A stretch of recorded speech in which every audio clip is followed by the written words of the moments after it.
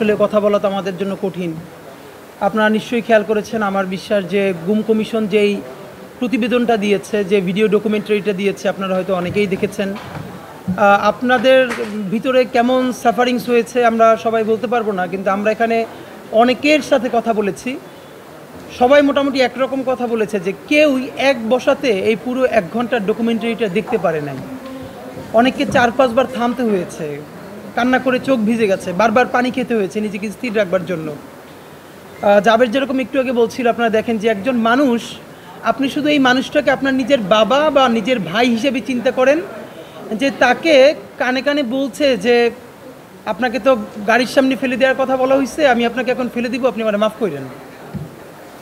সেই লোকটা যখন কোনো ক্রমে বেঁচে যায়, মানে এই একজন মানুষ বেঁচে গেছে তাই আমরা এই কথাটা জানলাম, তাহলে কত মানুষ বেঁচে যায় নাই। এবং একটু আগে যেটা বলছিল যে এই বুড়িগঙ্গা, শীতলক্ষা কত লাশ যে হজম করেছে, এটা তো একটা মানে গণকবর হয়ে উঠেছিল, আমরা জানতাম না। তো আপনাদের মাধ্যমে শুধু কয়েকটা কথা প্রথমে একটু বলি যে দেখেন, আমি আপনাদের মাধ্যমে আমরা ইনকিলাব মঞ্চের তরফ থেকে গুম কমিশনকে বিশেষ ধন্যবাদ জানাতে চাই। এবং আজকে এই সরকার অনেকগুলো কমিশন করেছে, তার মধ্যে 2টো কমিশনের কথা না বললেই নয়, যারা জীবনের সর্বোচ্চ ঝুঁকি নিয়ে এখন পর্যন্ত কাজ করছেন, একটা গুম কমিশন আর একটা পিলখানা কমিশন। সুতরাং আমরা পিলখানা এবং গুম কমিশন তাদেরকে ধন্যবাদ জানাই। বিশেষ করে আন্তর্জাতিক অপরাধ ট্রাইব্যুনাল যে প্রসিকিউশন টিম আছে, তাদের অনেক সমালোচনা আমরা আপনাদের সামনে করেছি এবং তাদের সীমাবদ্ধতা আছে এটা জেনেও আমরা করেছি। কিন্তু যে অসীম সাহসিকতার পরিচয় তারা দিলেন, আমরা তাদের জন্য শুধুই দোয়া করি যেন আল্লাহ তাদেরকে নিরাপদে রাখেন এবং ইনসাফের বাংলাদেশ বিনির্মাণে তারা যেন আরও বেশি কাজ করতে পারেন।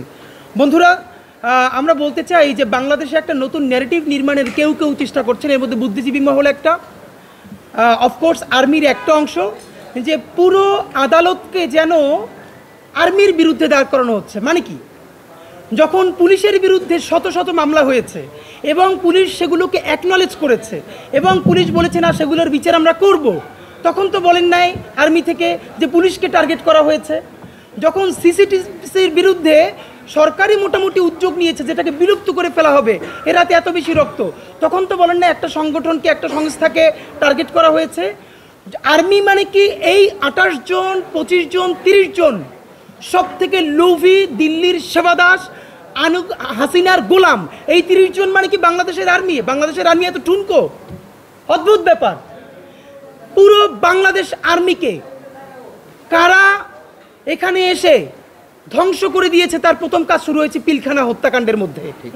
আপনাদেরকে মাধ্যমে আমরা একটু পরে দাবিও জানাবো, তবুও বলে রাখি, পিলখানা হত্যাকাণ্ড যারা স্বচক্ষে দেখেছেন, এমন অনেকে পিলখানায় সাক্ষী দিয়েছেন কমিশনে যে হিন্দিভাষী অফিসাররা পিলখানা হত্যাকাণ্ডের সময় নেতৃত্ব দিয়েছেন।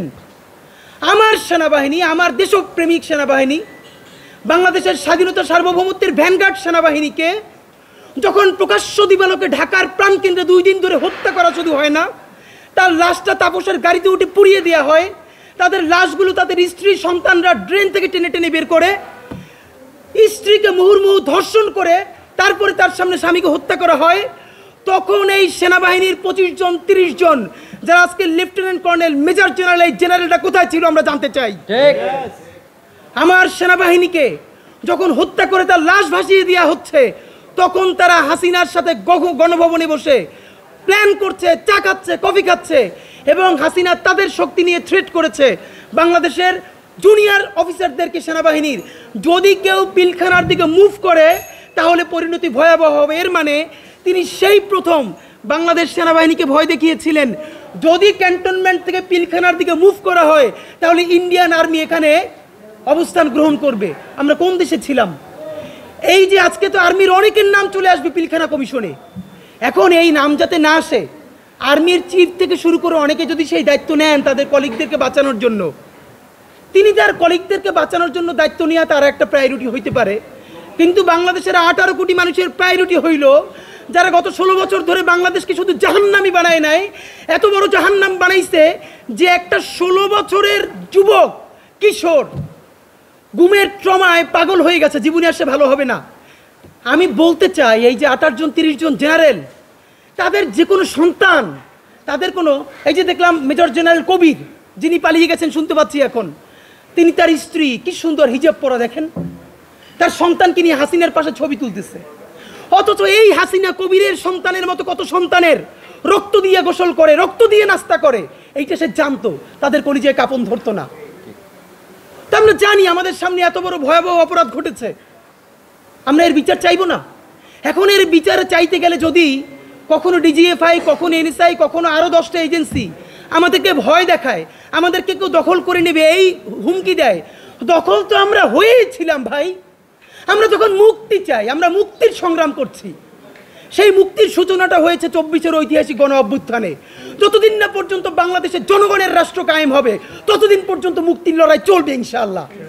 বন্ধুরা আমার, আপনাদের মাধ্যমে এই যে জেনারেলরা আজকে অভিযুক্ত এবং তাদের পক্ষে ওকালতি করছেন, তাদেরকে বলতে চাই, এই যে গুম কমিশন বলল যে প্রত্যেকটা আয়নাঘরের আলামত নষ্ট করা হয়েছে, হুম্মাম কাদের চৌধুরী থেকে শুরু করে ব্যারিস্টার আরমান থেকে শুরু করে তারা সবাই বলেছে আমার এখানে টাইলস ছিল, গিয়ে থেকে টাইলস নাই, ঠিকই পরে দেখা গেল সেই টাইলস যে তুলে ফেলেছে তার দাগ আছে।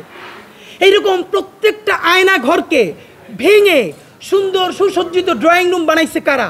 এইটা কি গণ অভ্যুত্থানকারীরা বানাইছে? এইটা আমাদেরকে বলেন।